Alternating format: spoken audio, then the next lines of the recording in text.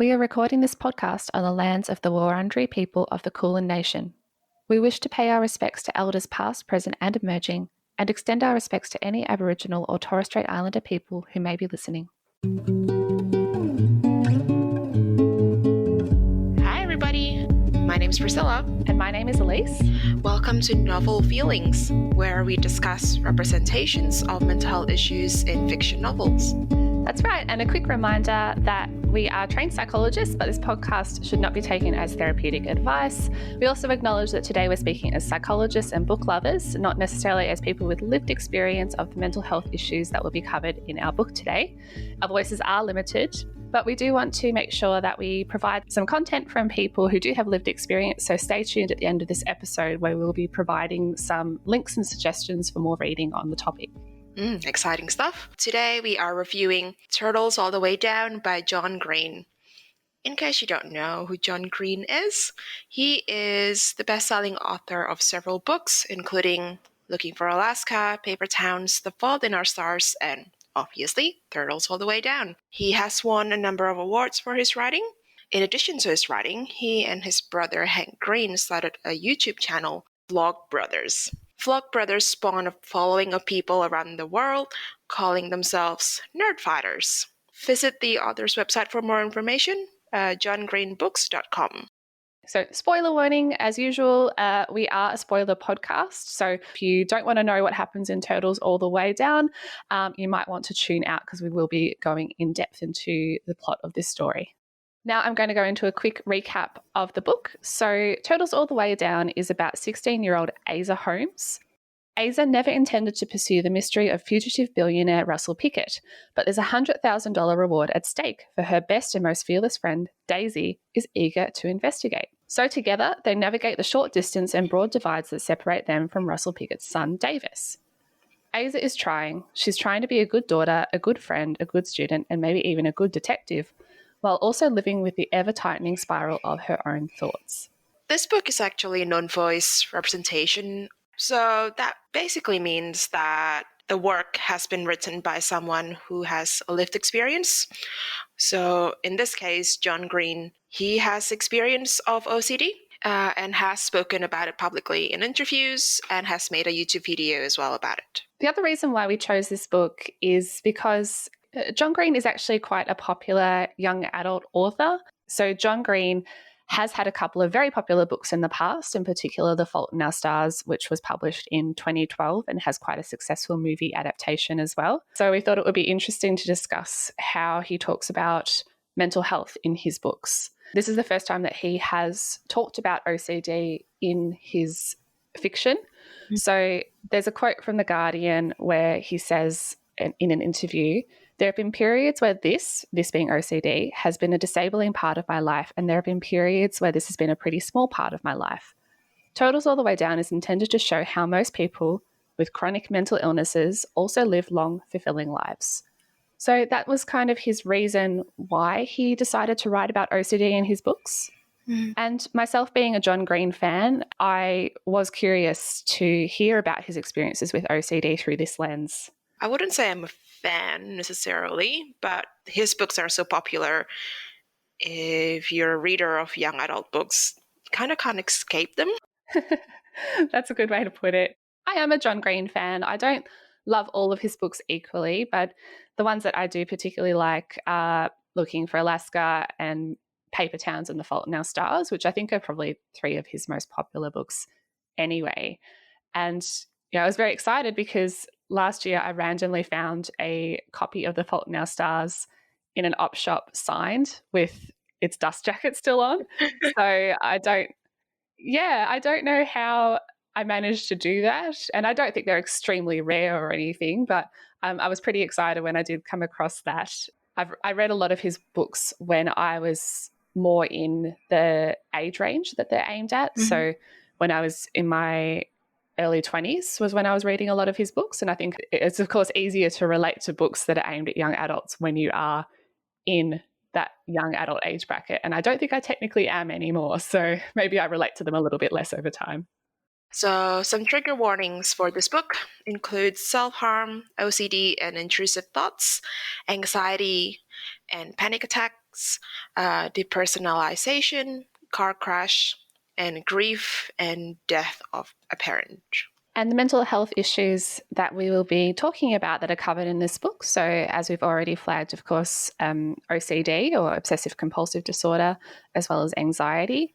And the book talks a lot about the impact of OCD and anxiety on a person's day-to-day life and how they think about themselves, as well as the impact on family and friends. The book also talks quite a bit about the experience of being in therapy and recovery. There's also discussion around medication and some content around hospitalisation and being in a mental health crisis. I would just like to briefly flag as well that although we are psychologists, neither of us are experts on OCD. Personally, I do have a little bit of experience and a little bit of training in OCD. So I have provided treatment for clients with OCD before, but I wouldn't say that I am an expert in the field. I would agree with that. I probably have even less experience treating OCD than Elise, so don't take anything we say today as advice. But we will, of course, provide information on where to get support if you do want more information.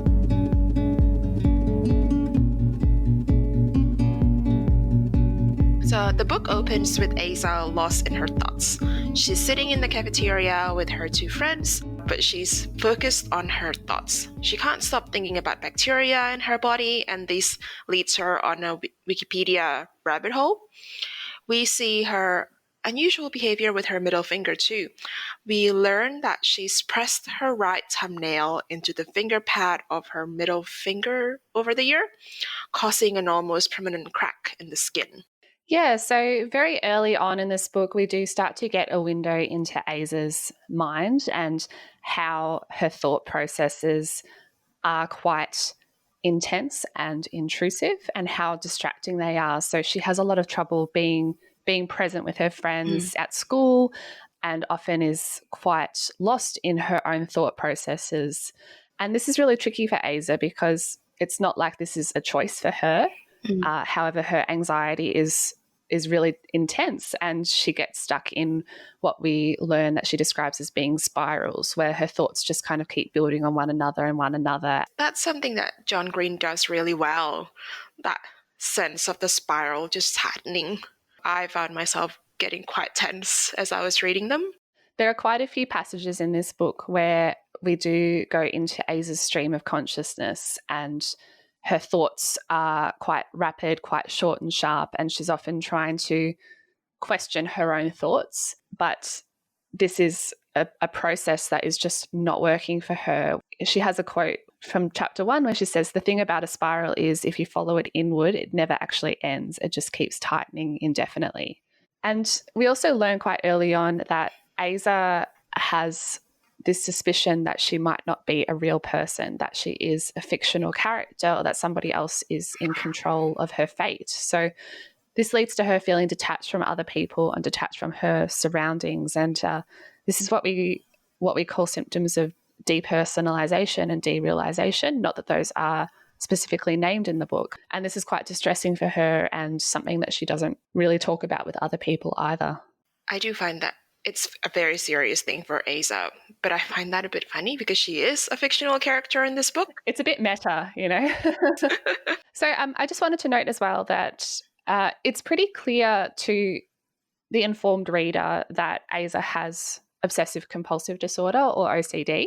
John Green has been very clear when he's been talking about and promoting the book that she does have OCD, and it's just not named in the book, which I did find interesting. I wonder if, the choice of not naming what Aza is going through as OCD is John Green's way of avoiding an info dump where she has to define it to someone else. Yeah, and I wonder if John is potentially trying to get the reader to step into Aza's head so that they understand the experience of OCD rather than labeling it as being OCD and then the reader starts to make assumptions about what that feels like or what that means.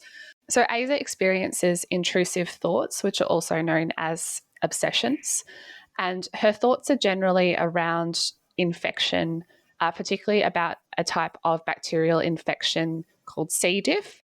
unlike a lot of people who might experience a thought about infection or bacteria or a virus or some other illness, Aza struggles to stop thinking about it. So a lot of people who don't have OCD can have an intrusive thought and then just go, oh, that's a strange thought, or that's a concerning thought, and then are able to kind of move on. So she has to engage in these actions that provide temporary relief from her anxiety. So these are called compulsions. And Aza has a number of compulsions in the book. So the main one that's discussed is how she will open and quote unquote drain the callus on her finger. But she also has a number of other compulsions, such as using hand sanitizer, reading about infections, and to a degree seeking reassurance from other people as well. So all of these aim to quell her anxiety, but unfortunately she gets stuck in this cycle where she has the thought, she acts on it, it provides temporary relief, but then the thoughts don't go away. They might temporarily go away, but the cycle kind of continues. Very similar for a lot of people who have OCD. However, not everybody has this in relation to infection or illness. This cycle happens for a lot of different reasons. There are people who have OCD who might worry about their family dying if they don't engage in certain actions. There are people who have OCD who are worried about hurting somebody else. And there's lots of different ways this can manifest, but this is how it happens for Aza. So we then learn that there is a manhunt of fugitive billionaire Russell Pickett. And Aza's best friend Daisy is really keen to investigate because there's a money prize. So there's a reward of $100,000 for information that leads to the authorities finding Russell Pickett, which is pretty appealing for two high school students who don't have a lot of money in their families, who are interested in going to college and so on after high school. Anyway, it turns out that Aza used to be friends with Russell's son, Davis, when they were younger.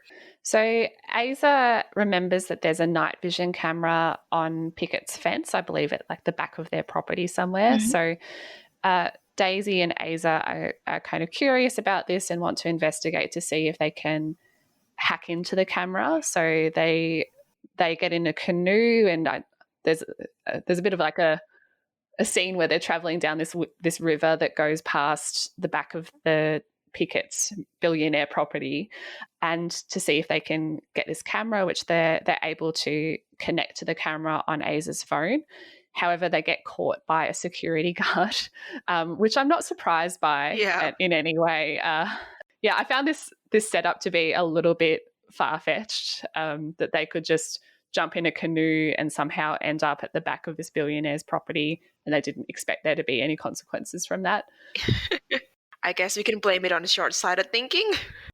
Yes, they did not think through this plan particularly well, but it ends up working out okay for them. So they end up going onto the property and meeting up with Davis, who does remember Aza from back when they were children, and they sort of become reacquainted and exchange numbers and sort of start a bit of a tentative friendship. So just as a side note and a background about the Pickett family, when they say billionaire, they do mean billionaire. The estate is described as incredibly large and quite lavish. And there's this greenhouse that's dedicated to this ancient creature called the Tuatara. Like this lizard creature that lives for a long time and is quite fascinating. And there's even a zoologist on site who looks after and studies this Tuatara. And Pickett Sr. is leaving all of his wealth to this creature. Take that, children. Yeah. I'm leaving my fortune to a lizard. Yeah, and he doesn't just have one child. There's two of them there. So Davis is the older sibling, and there's Noah. Noah is quite distraught about his father's disappearance/abandonment.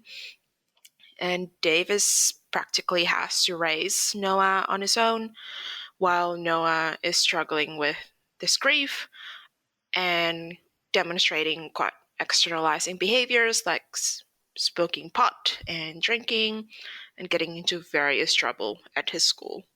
And Davis isn't coping particularly well either. He's certainly impacted by the disappearance of his father and a lot of mixed feelings, as his father was sort of getting into financial trouble with taxes, I believe, that kind of thing, and wasn't really a consistent or a loving presence in their lives either. He seems quite suspicious of people trying to restart relationships with him, with good reasons, because he suspects that everyone's after this reward. Aza and Daisy continue to investigate and trying to get more information about what's going on. While this is happening, Aza is still struggling with her thought processes and what seems to be an increase in severity of her anxiety. So we learn that she's been living with OCD in some capacity since she was around 11. It has been up and down over the years. So she has this long-term psychiatrist, I believe, Dr. Karen Singh. So Aza has been working with Dr. Singh for a number of years. So they have a therapy session where Aza talks about how she's going and talks about her concerns about being a fictional character and this kind of thing. They also talk about a few different strategies like breathing exercises, which Aza does practice sometimes, or trying to reframe or challenge her OCD-related thoughts.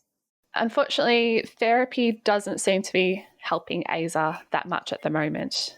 I wonder how much that has to do with the techniques being used, as well as how much Aza ties her obsession and compulsions into her identity. So when she talks about not wanting to take her medication, she talks about how it's odd that she has to take this in order to be more of herself when the medication is removing parts of herself. As a result, Aza is not taking her medication consistently, only taking it maybe 3 times a week. And as Dr. Singh points out, it's unlikely to be making much of a difference if she isn't able to take it consistently. We also learned that in the past, they have attempted a specific form of cognitive behaviour therapy called exposure and response prevention. Exposure and response prevention involves attempting to sort of disentangle the spiral and interrupt it by exposing Aza to situations that might trigger her intrusive thoughts, but not actually acting on her compulsions. So, for example, in a session, it might involve a person who is concerned about germs touching a garbage bin, either not wash their hands afterwards or delay how long it takes them to wash their hands afterwards. This is one of the gold standard treatments for OCD, and it is, however, very distressing for people to go through, and it does take a lot of time and practice for it to make a difference. So although Aza has done this in the past, she describes it as sort of working for a while, but they weren't able to continue it. And Dr. Singh encourages them to try again, but unfortunately Aza doesn't want to. Whether or not it would make a difference at this stage, we don't know. She remembers it working for her in the past, but she also remembers how scared it made her. And the fear of fear is very real. As a result, though, it means that Aza is only really able to access this kind of supportive therapy with maybe not that many strategies that are working for her. When she does try to challenge her thoughts, it just tightens the spiral rather than releasing it, which makes me think, despite my limited experience, that maybe that's not the best strategy for her, or that she would benefit from trying different strategies to manage her thoughts. I do acknowledge, though, that being in therapy for 5 years, it's quite likely that she has tried a number of different things, but unfortunately, none of them have made that long-term difference for her. She might benefit more from something like recognizing the thought and then working on letting it pass her by, which is more around mindfulness.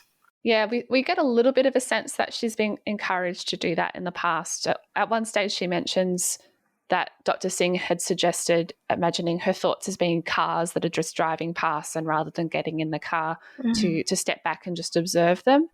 And that is what's called a diffusion strategy that aims to distance yourself from your thoughts. However, she's so entangled with her thoughts that these sort of one-off strategies aren't really making a difference. Maybe acceptance and commitment therapy would be more effective, because also it would be less about challenging her sense of identity and more about accepting that, right, this is the way my brain works. How do I not get so caught up in it?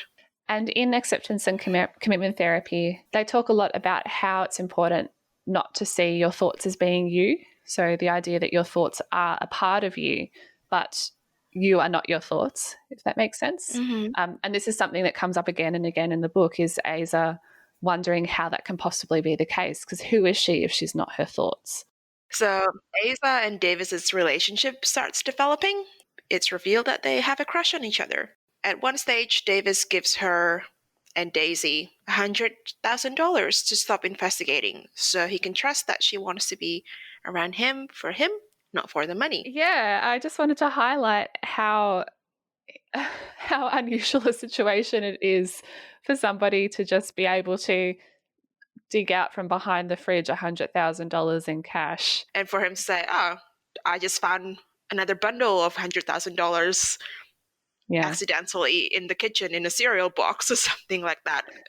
Yeah. And Aza is naturally hesitant to take the money, but as Davis says, this is nothing to us. This is a rounding error. I'd much prefer you just take this so I know that you're not trying to get with me just to get the reward money. And Aza does end up taking the money and splitting it with Daisy. And this goes against pretty much every convention of plot that I'm used to. And I remember reading this and thinking, is there going to be a consequence from them taking the money? And surprisingly, there isn't. Only positive consequences, really. So Davis accepts that Aza is not interested in him just for the money. Mm-hmm. Daisy is able to use some of the money to buy a laptop and buy a car and so on, which makes a huge difference for her. And Aza is able to use the money to put away the money and start thinking about going to different colleges that might not be so close to home, and it starts to open up more possibilities for them. I suppose one negative consequence that came out of that was that it highlighted the financial imbalance that was in Aza's and Daisy's relationship. Aza is a little bit judgmental towards some of Daisy's decisions regarding the money. So she pretty much immediately goes out and buys herself a car and a laptop. And as Daisy points out, you shouldn't judge me for this. These are things that I need. Whereas Aza felt that she should have put aside the money for the future. In terms of Aza and Davis's relationship, Aza's germophobia gets in the way of physical contact, particularly kissing. So whenever they start kissing, she enjoys it, but then she would get those intrusive thoughts where she starts thinking about their bacteria, his bacteria getting into her body. She started squirting hand sanitizer into her mouth after kissing. Although she wants to be present with him and wants to be able to enjoy kissing him, in this situation, she gets so stuck in her head that she becomes extremely upset and panicked and embarrassed as well. It's really heartbreaking because she knows that this is irrational, but she can't avoid it. She can't get out of it. In any case, though, the relationship sort of continues, even though they are having this trouble with intimacy. But you can see in this situation, OCD is preventing her from enjoying what should be an intimate moment with a boy that she likes. And instead, it's resulting in her having a panic attack in the bathroom. And that's an ongoing theme in the book, I feel. And later on, that's something that gets pulled up by Daisy as well, that she feels Aza doesn't know a lot about her because Aza gets lost in her own head a lot of the time, which is understandable from Daisy's perspective, though it feels perhaps unfair to Aza because it's not her choice to be experiencing these things. Yeah. So Aza and Daisy have quite a significant fight while they're in the car. So over a number of topics such as privilege, as well as some of Daisy's writing in her fan fiction that Aza has discovered. So she's discovered that there's a fictional character in her stories who seems to have a lot of similarities to Aza. And Daisy's portrayal of this character is often quite negative. So Aza's, of course, really concerned that her best friend hates her or resents her in this situation. And this fight is pretty intense. And unfortunately, it does result in a car crash. Aza is injured in this car accident, which results in them having to go to hospital. And unfortunately, the hospital is a really triggering environment for Aza. And she has to stay there because she has a lacerated liver and she needs to be stuck there under observation. But Aza's fear relates a lot to her concern about this particular bacteria that is known to be commonly spread in hospital settings. So it sends her OCD into overdrive. Yeah, it reaches its peak in one really, really distressing scene, actually, which, again, it's a testament to John Green's writing. I was feeling quite distressed reading that page. In that scene, her obsession and compulsion caused Aza to drink 3 blobs of hand sanitizer. So, already suffering from the lacerated liver, she naturally becomes really sick from this. And this leads her to admitting to her mother that she is in big trouble. This comes quite late in the book. She knows all along that this is not right. The way she's feeling and that tightening spiral of thoughts. There's something about that moment where she actually says, I'm in big trouble, that feels like a shift. Like acknowledging that she needs help. Yeah. And this is hard for Aza as well because she does experience a lot of embarrassment as a result of her OCD and how much it's impacting her. So I think it's really, it's quite a turning point for the plot. For someone like Aza, it is a long-term recovery process, and recovery might not mean absence of symptoms. If we more modern conceptualizations of recovery talk more about learning how to live with your mental health issues, whatever they might be, and to still have a meaningful life, even if that's the experience that you are dealt with. Yeah, I agree. And I think that applies to a lot of mental health issues, that recovery doesn't mean you're cured, just means that you learn to cope with the bad days. Yeah. And I suppose we should point out as well that even after Aza has this realization, we get the sense that this is not a linear process for her. No. She will still have bad days.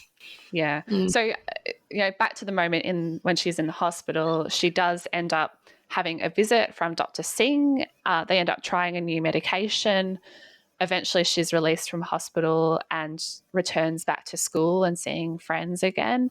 And she seems to be traveling better than she was earlier in the book. So she's no longer at that point of crisis, and her thoughts are feeling a bit more manageable. She's taking her medication more consistently, which I suspect is helping.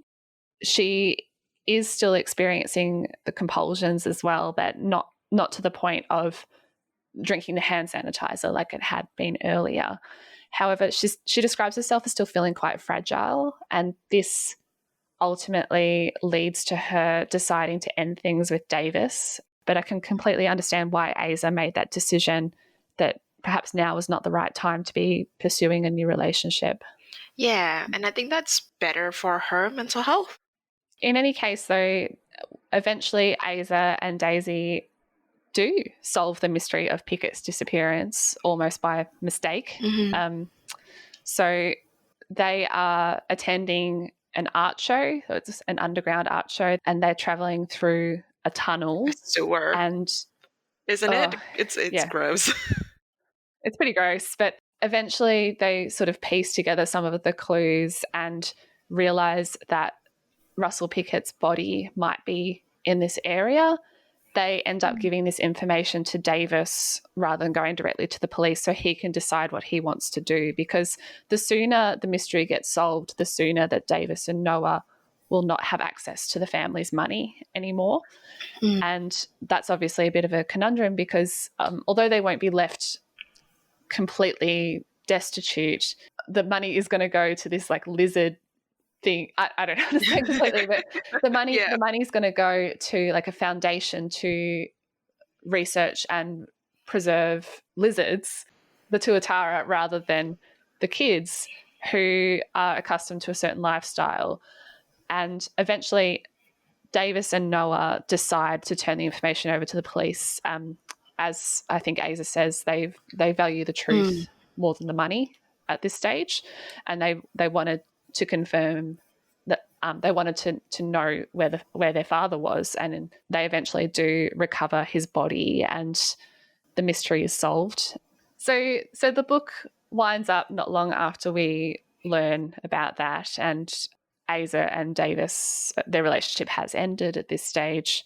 Aza and Daisy, their friendship has resolved by the end of the book.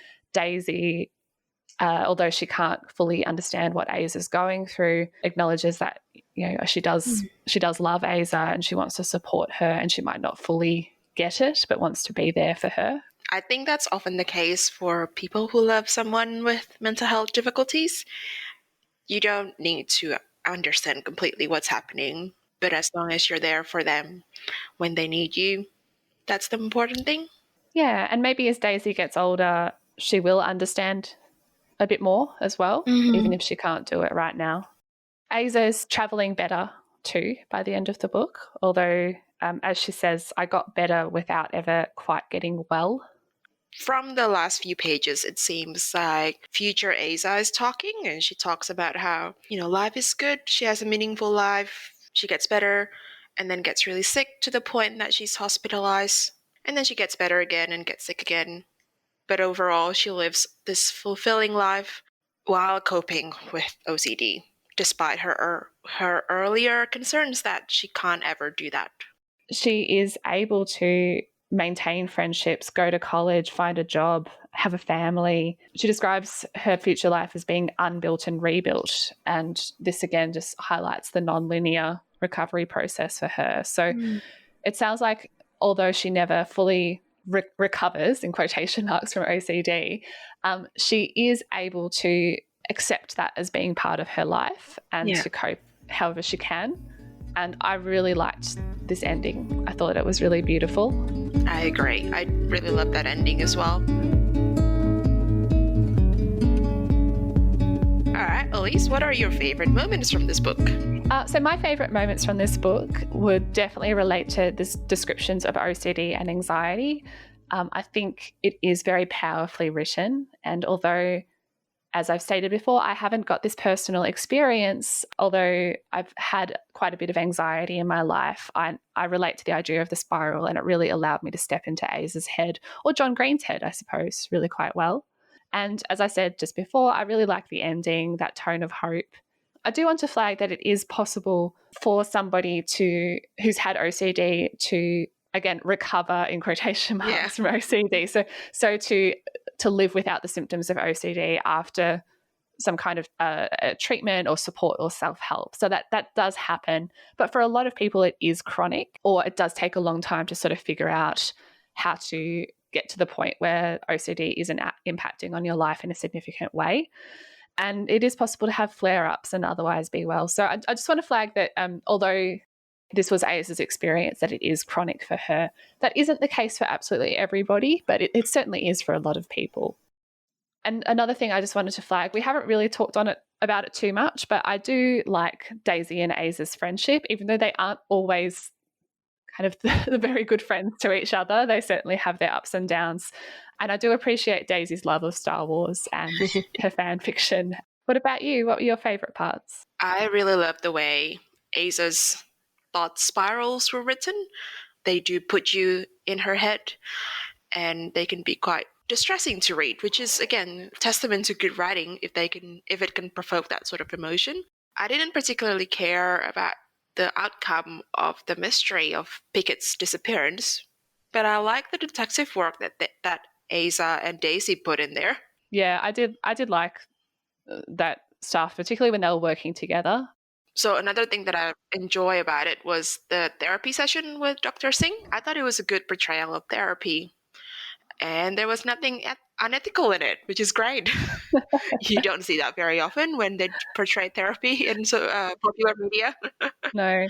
The only thing I didn't like about that was how I felt Dr. Singh was very, very philosophical when they were chatting, and I don't know how helpful that was for Aza at the time. But again, acknowledging that they have worked together for a long time, so they might not be as sort of solution or problem focused as you might be if you're working with somebody over a shorter period of time. That might be John Green's philosophical thinking bleeding into his characters.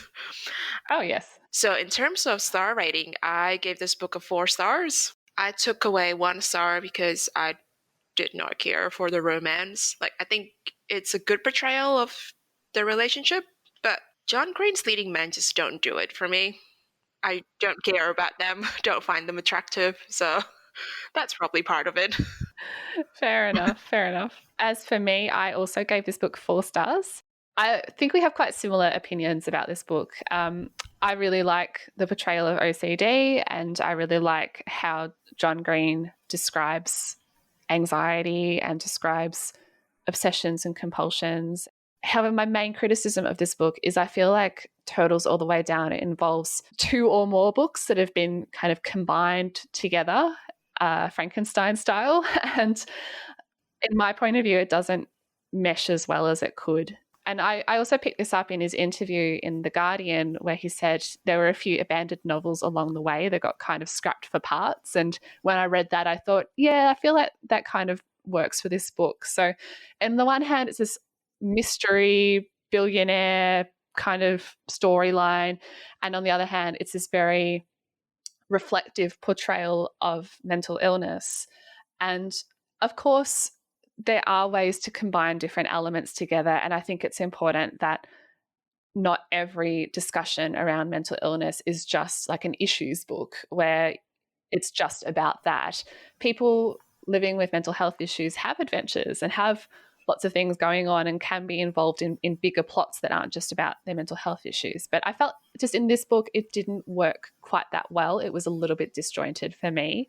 Mm-hmm. And it did mean that I felt not that involved or invested in the mystery or the romance either.